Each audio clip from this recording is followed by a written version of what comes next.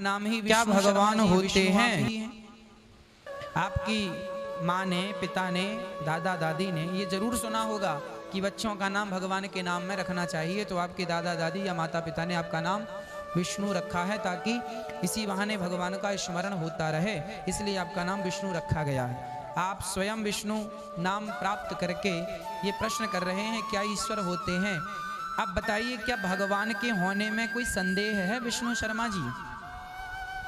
यदि भगवान ना होते तो फिर साइंस कहता है कि ये वस्तु है तो इसे बनाने वाला कोई होगा, ये माला है इसे बनाने वाला कोई होगा, ये कपड़ा है इसे बनाने वाला कोई होगा। उसी तरह यदि संसार है तो इसे बनाने वाला कोई होगा, बिना बनाए तो बन नहीं गया अपने से। आंख बनाने वाला कोई तो होगा तब तो आंख बनी, नहीं कैसे बनती, सही जगह पे कैसे आती, सही कनेक्शन कैसे होता। कोई तो है ना बनाने वाला जो आपको बना रहा है। माँ के पेट में बच्चा बना रहा है, हथनी के पेट में हाथी का बच्चा बना रहा है, बकरी के पेट में बकरी का बच्चा बना रहा है। कोई तो है जो सब व्यवस्थित बनाता जा रहा है। आम के पेड़ से आम का ही फल निकलता है, समय पे खट्टा और समय पे मीठा अपने आप हो जाता है। गाय का दूध जो है चारा खाती है और दूध निकलता है। आप कोई मशीन बना लो, साइंस कोई मशीन बना ले कि उसमें चारा डालो और दूध निकले, पर परमात्मा ने गैया बनाई है, उसे चारा खिला वो दूध निकालती, और दूध में घी भी रहता। एक दूध में एक दूध है और उसमें घी भी मिक्स है, पर निकालने की विधा होनी चाहिए, तो एक में डबल।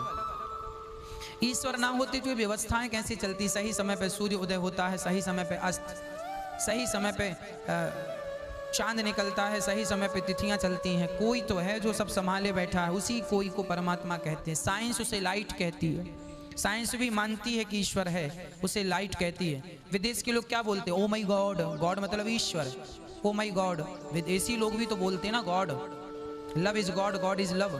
तो परमात्मा ना होता, ईश्वर नहीं है तो उसका जिक्र क्यों है? जिक्र है तो है, इसलिए तो जिक्र है। तो ईश्वर के होने में कोई संदेह नहीं है। बात ऐसी है कि देखो, इंग्लिश भाषा सीखना हो तो उसकी कोचिंग करनी पड़ती है, पढ़ाई करनी पड़ती है। संस्कृत भाषा सीखना हो तो उसकी पढ़ाई करनी पड़ेगी, तब सीखेंगे। उर्दू सीखना है तो पढ़ाई करना पड़ेगी। उसी प्रकार ईश्वर को देखना है, समझना है तो उसके लिए सत्संग की कोचिंग करनी पड़ेगी। बिना भक्ति का पाठ पढ़े ईश्वर समझ में कैसे आएगा? इंग्लिश बिना पढ़े इंग्लिश समझ में कैसे आएगी? उर्दू बिना पढ़े उर्दू समझ में कैसे आएगी? तो बस जब भाषाओं का ज्ञान बिना पढ़े नहीं हो सकता, तो फिर ईश्वर का ज्ञान बिना भक्ति के कैसे होगा? शर्मा जी, ईश्वर का ज्ञान भी तब होगा जब आप सत्संग करेंगे, शास्त्रोक्त अध्ययन करेंगे, तब जाकर के ईश्वर का कुछ ज्ञान होगा, बोध होगा। जब ज्ञान होगा, बोध होगा, तब एहसास होगा, महसूस होगा। ईश्वर एक एहसास है, जैसे हवा है, दिखती नहीं है पर उसका एहसास है। ईश्वर की भक्ति करोगे तो उसका एहसास होगा। जैसे समुद्र में नमक समाया है, ऐसे सृष्टि में ईश्वर समाये हुए हैं। नमक समुद्र में है, देखने से पता नहीं चलता।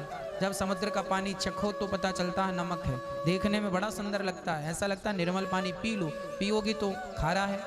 उसी प्रकार ये संसार है। संसार में कण-कण में परमात्मा वैसे ही है जैसे समुद्र के कण-कण में नमक है। जब कोई भक्ति करके चखेगा तो पता चलेगा कि परमात्मा कहाँ। कोई भक्ति करेगा नहीं तो कैसे पता चलेगा? तो भगवान होते हैं जी, ईश्वर होते हैं।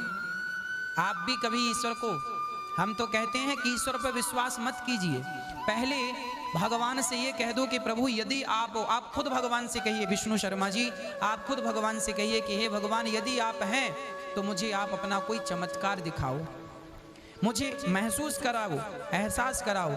आप भी एक बार ईश्वर को आजमाइए। यदि आपके आजमाने पर, वो आपके आजमाने पर खरा उतरता है तो ईश्वर पर विश्वास कीजिए। खरा नहीं उतरता तो मत कीजिए, पहले इस्तेमाल करें फिर विश्वास करें। अर्थात ईश्वर को पहले आजमाएं, आजमाने पर खरा उतरे तो विश्वास कर लो, आजमाने पर खरा ना उतरे तो मत विश्वास करना। तो पहले आप ही एक बार प्रैक्टिकल कर लो ना, ईश्वर को आजमाइए, कभी उनसे कुछ कहिए, वो आपकी सुनेंगे। श्रद्धा से कहिएगा, जब सुन लें, जब आप उन्हें परख लें, फिर विश्वास कड़ा कर लीजिएगा, फिर संदेह की गुंजाइश ना रह जाए। शत्रुघ्न प्रसाद शास्त्री जी, राधे राधे गुरु जी, 18 पुराणों की रचना वेद व्यास जी ने की थी? हाँ जी, 18 पुराणों की रचना श्री वेद व्यास जी ने की। 18वां पुराण जो भागवत महापुराण है, ये तो भगवान नारायण ने ब्रह्मा जी को सुनाया था, ब्रह्मा जी ने नारद जी को, और नारद जी ने 4 श्लोकों का ये पुराण व्यास जी को सुनाया। फिर व्यास जी ने 4 श्लोकों के आधार पर 18,000 श्लोक श्रीमद् भागवत की रचना की। तो 18 पुराणों की रचना वेद व्यास जी ने की। वेद व्यास जी स्वयं भगवान नारायण के अवतार हैं। 24 अवतार में एक अवतार वेद व्यास जी हैं। तो भगवान ही पुराणों के लेखक हैं, राइटर हैं।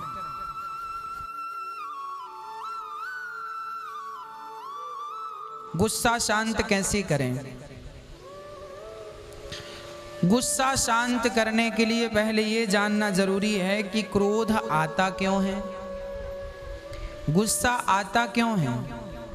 गुस्सा इसलिए आता है, आपकी इच्छाएं पूरी नहीं होती तो गुस्सा आता है।